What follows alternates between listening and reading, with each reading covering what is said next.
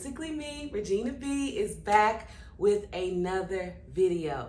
How are you? I hope you've been well. I hope you are in good health. Let's get into this video. It's not you, it's them.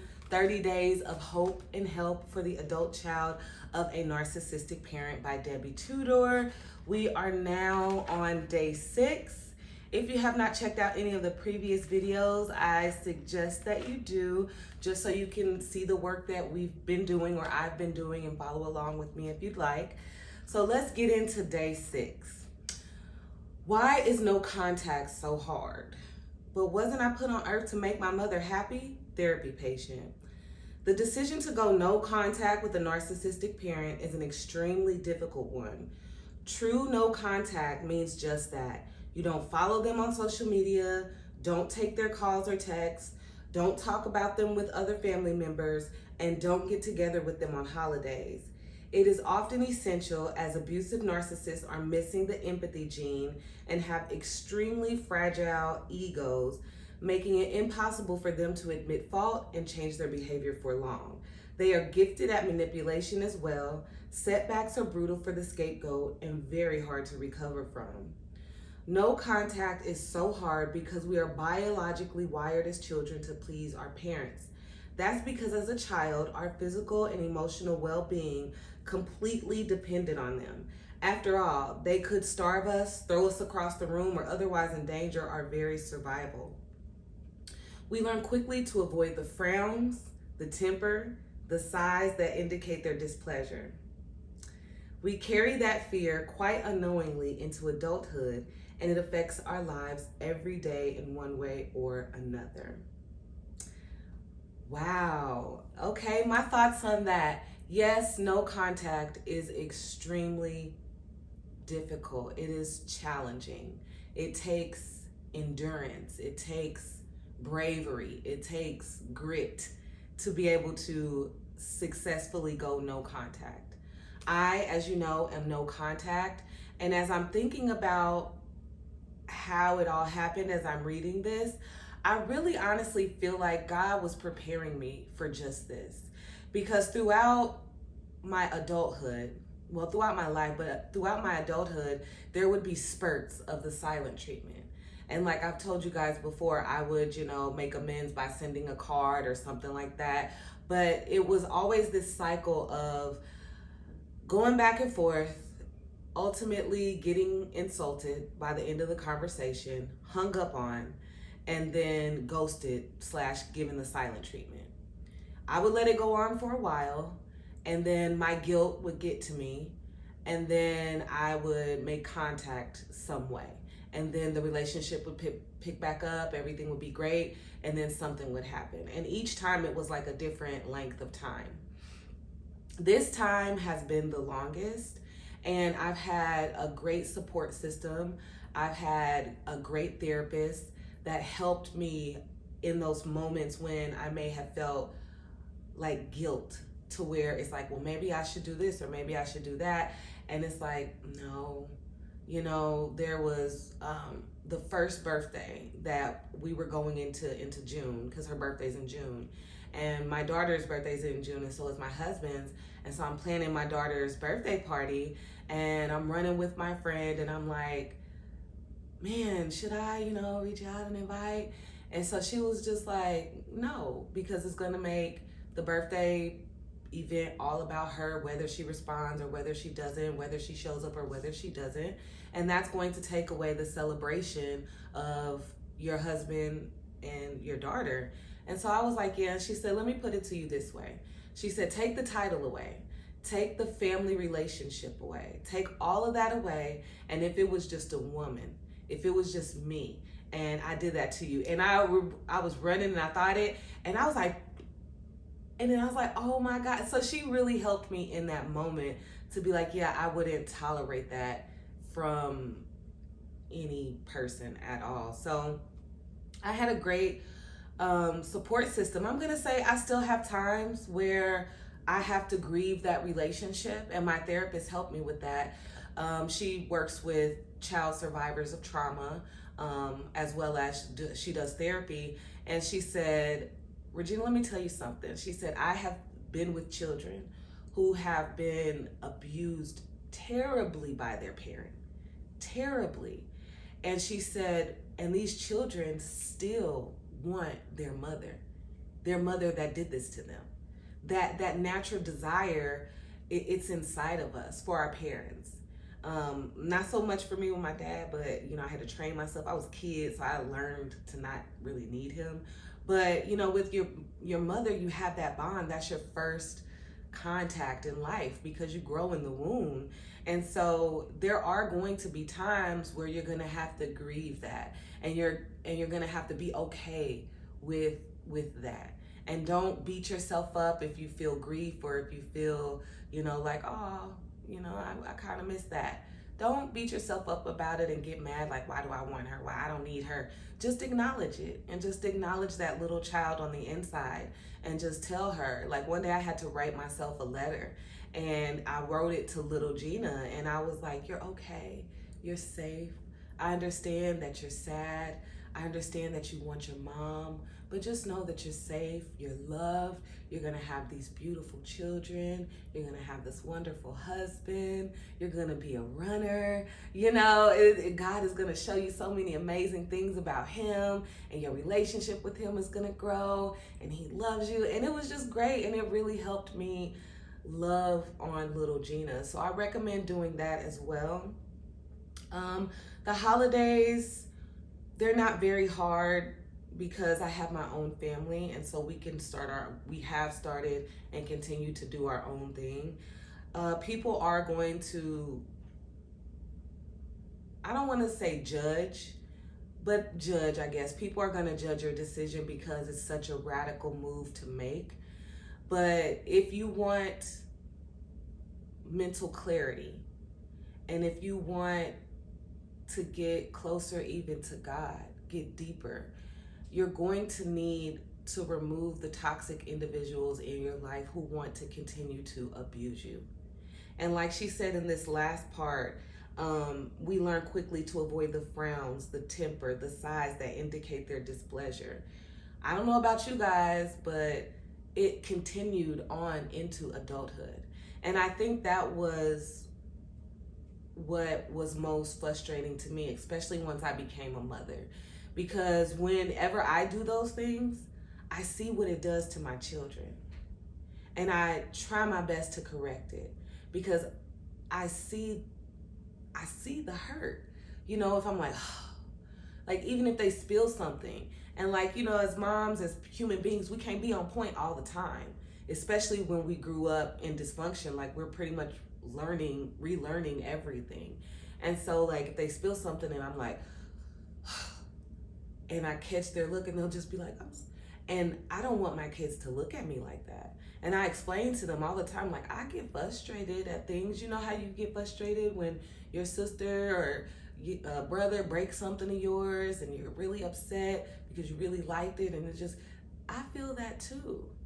So don't take that as me being frustrated at you. I'm just a little frustrated that that glass that I had, that I really like drinking out of, is broken now.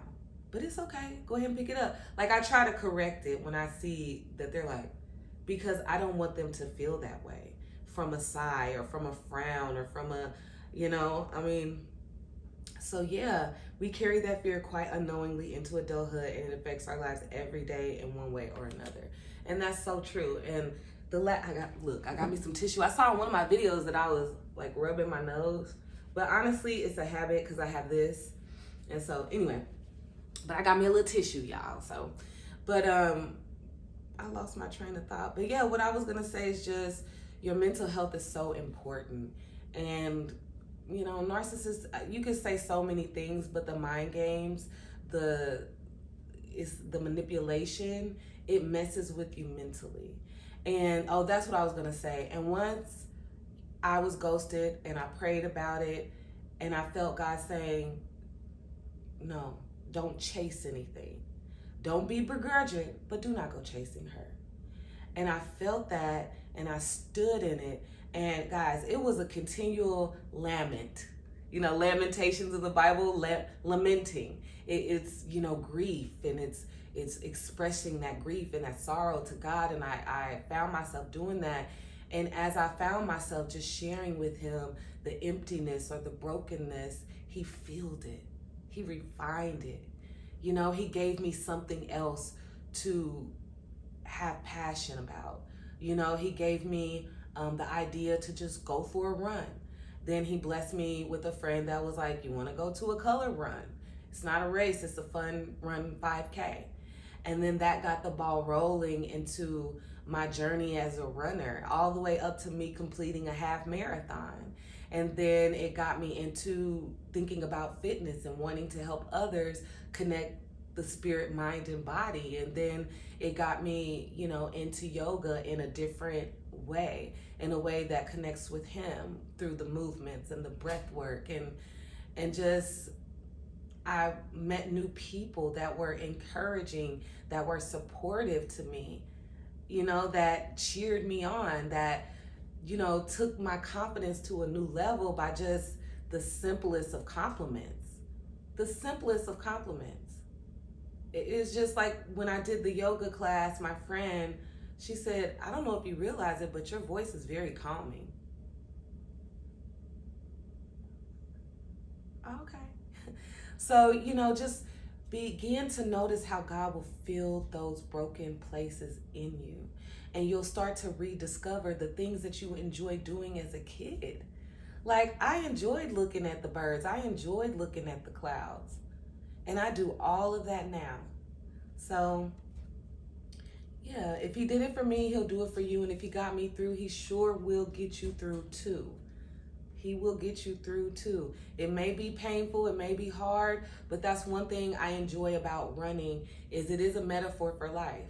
Running a half marathon is hard. In the beginning, everybody's out there like, woo, you know? And you keep going on, and then you start to notice little things like, okay, my feet feel like they're literally hitting the gravel on the ground. Okay, let's adjust. You know, you might start to feel fatigued. Your legs get to a point where they're just like, how much longer? And you want to give up, and you want to give in, and you want to quit. But you invested too much into yourself to give in, to give up, to cash out now. It's the same for you. So let's move on. I don't want this video to get too long because my babies, they're doing quiet time to give me an opportunity to do this. So the affirmation for today is, I am safe without contact with my narcissistic parent, enabler parent, or flying monkeys. I can live a full and meaningful life full of joy and freedom without them in it. I can create my own safety in this world. Y'all repeat it 3 times. I am safe without contact with my narcissistic parent, enabler parent, or flying monkeys. I can live a full and meaningful life full of joy and freedom without them in it. I can create my own safety in this world. I am safe without contact with my narcissistic parent, enabler parent, or flying monkeys. I can live a full and meaningful life full of joy and freedom without them in it. I can create my own safety in this world. Yes. I'm safe without having that relationship with my narcissistic parent. I'm okay. I'm loved. I'm protected. Every day that I step outside my door and I pray to God that I make it back, and I make it back, I am affirmed and given the confidence in him that he is my wraparound shield. You know, the Lord is my shepherd. I lack nothing. Psalms 23. That is a great, just that first thing is enough to get you to put your shoulders back and be like, wait, I'm good. Hold up. I'm good. The Lord is my shepherd. I lack nothing. Or another translation, the Lord is my shepherd. I shall not want. That was David in a valley. I think at the time some people was hunting him down, and he's just praising God, possibly hidden in a cave, walking around. Sometimes I imagine that he's in the valley and he sees the army looking for him, And I've done some guided runs where they're running in a valley and there's these massive mountains, you know, and you're in this valley, but it's open and it's exposed. And so I imagine that David could see the army, but God concealed him.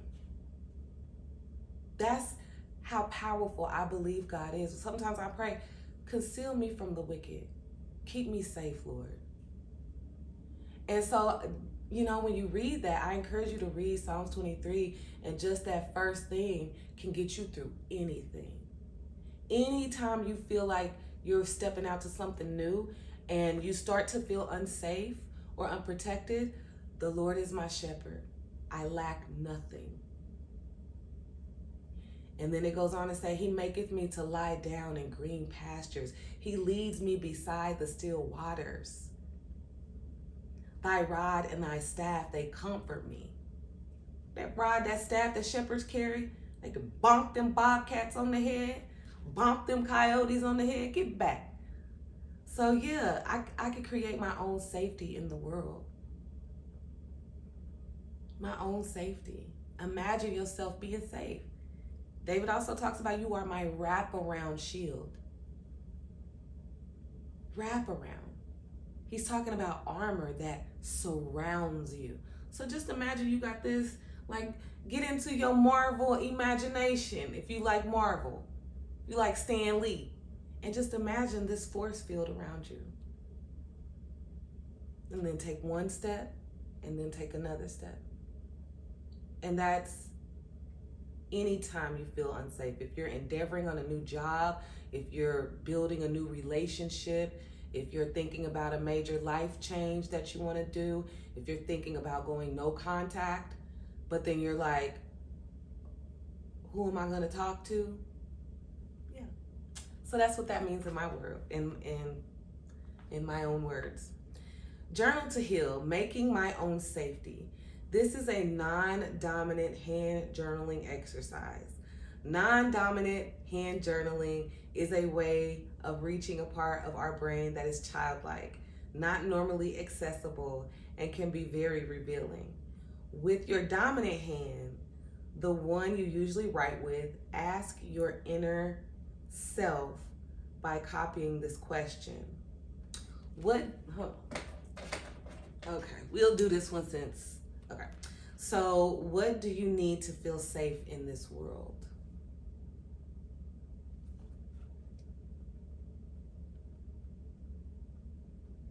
I wrote faith.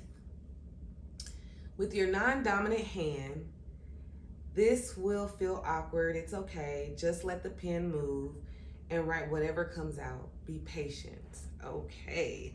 I got a little skirt on across my legs. So with your non-dominant hand, just let your pen write. Scribble, scrabble, scribble, scrabble. No, I'm just playing. My faith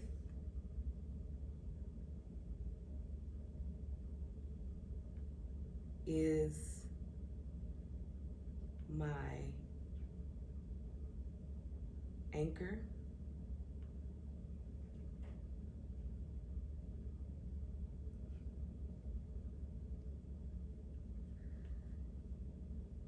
It has helped me through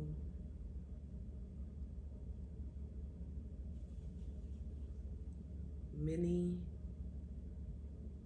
difficulties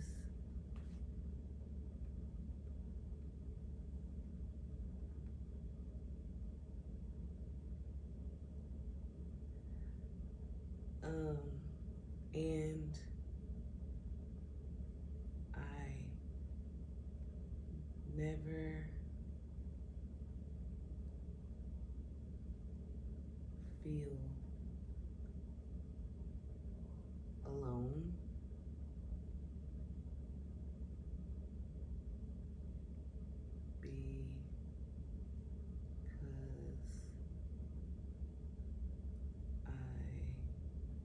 No. He, capital H.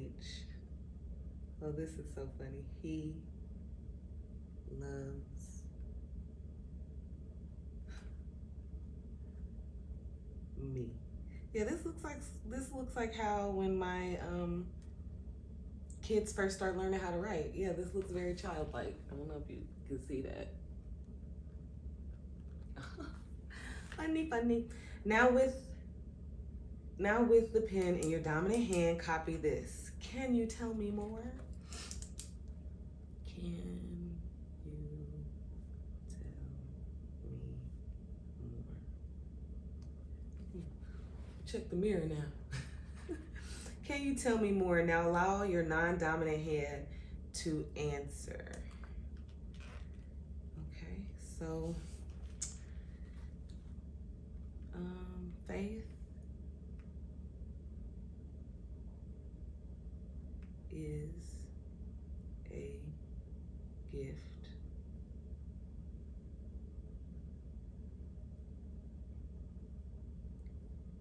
It gives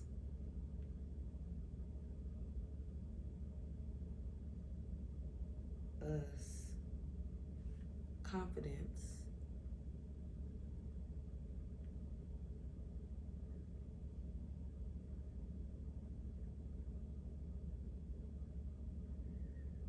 that there is one greater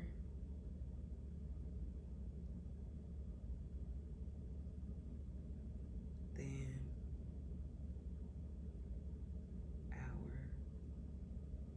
ourselves,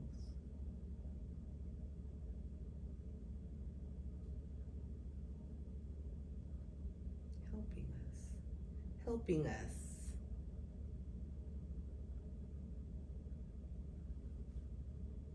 through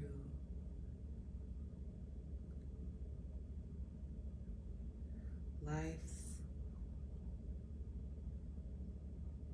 ups and downs. Boop. Okay, that's all I'm gonna say.